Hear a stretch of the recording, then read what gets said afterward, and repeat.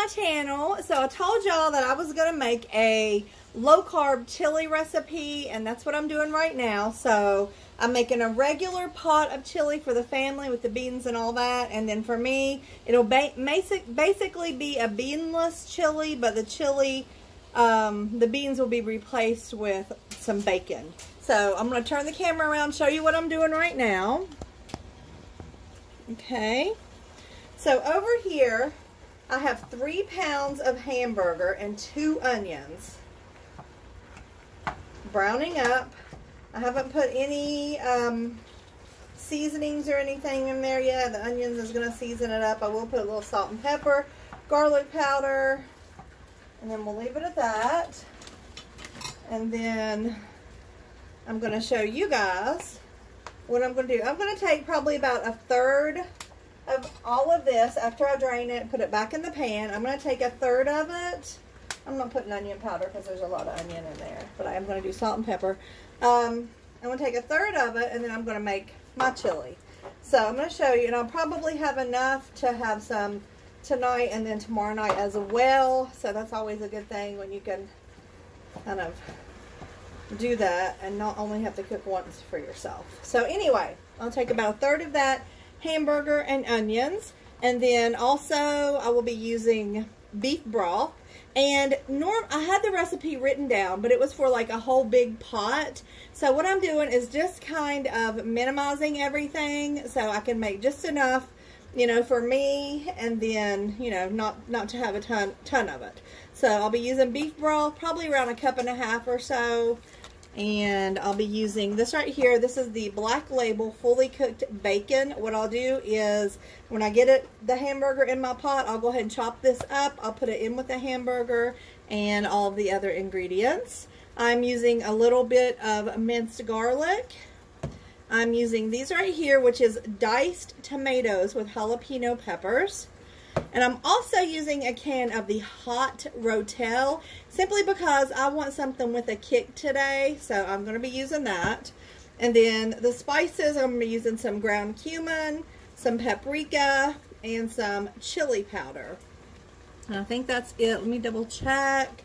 I just kind of wrote down here, but I didn't really, I wrote down teaspoons for the garlic powder, onion powder, and stuff like that, but I'm not sure. I'm probably just going to do half of what I've written down. So instead of a teaspoon, I'll do half a teaspoon, and, you know, so forth. So anyway, what I'm just going to finish right now is getting this browned and drained, and then I'll be back to show you guys what I do from there. Okay, guys, so I have made a mess for one thing. As you can see, when I was pouring the hamburger back in, I just didn't do it very well. Got the hamburger fried up and drained. So what I'm going to do is get this spoon here.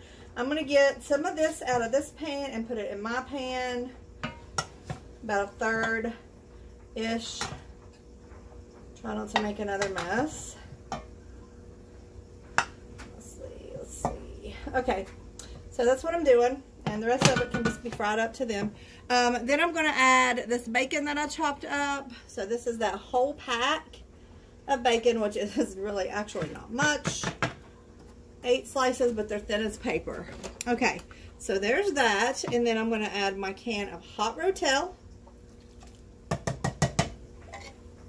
And I'm going to add my can of tomatoes with jalapenos. Yeah, I might as well add the whole can. Why not? And then I'm going to skip the garlic, the fresh garlic, because I didn't saute it up. So I'm just going to skip it and just add a little bit more garlic powder. Let me find it. So I'm not really going to measure anything. I'm just giving you kind of the gist of what you can put in it. Okay, some garlic powder. Got some cumin. Got some paprika. And some chili powder.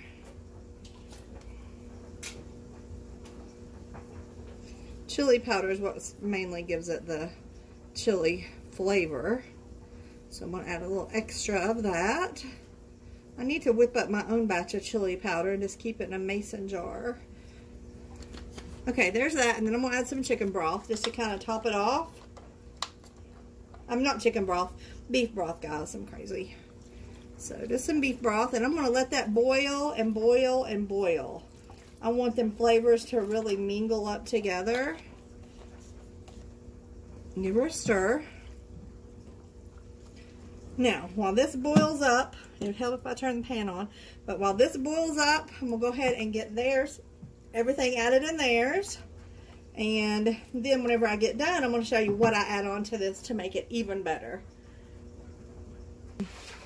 Okay, guys, so the chilies are done. I've been slinging beans and stuff around over here, so there's a mess, but my chili's done as well. So I'm going to show you how I top it off just to make it extra special. I'm not going to eat a whole lot because I'm not really that hungry. I just chugged that vinegar, and that actually helped. So I'm going to get like 3 spoons of it. And then, okay, hold on here. I'm going to put some of this sharp cheddar cheese. Let's see if I can make a mess all over the top. Just like that. And then I have some natural sour cream. The natural sour cream has less carbs than the regular, but they taste the same. So maybe just a little tiny bit more there. Okay, so there is my dinner, and that is how I'm going to round out this day. I'll probably have some raspberries to go with it. I'll probably post my picture over on Instagram if you want to see that. So, yeah. So this has been day, what I said at the beginning of the day, 29. Day 29. I would call it a success because the vinegar got in, the picture, the motivation, the walking, and the low-carb dinner. So, the 1 meal a day. Okay, guys. Thank you for watching, and I will see you on the next video.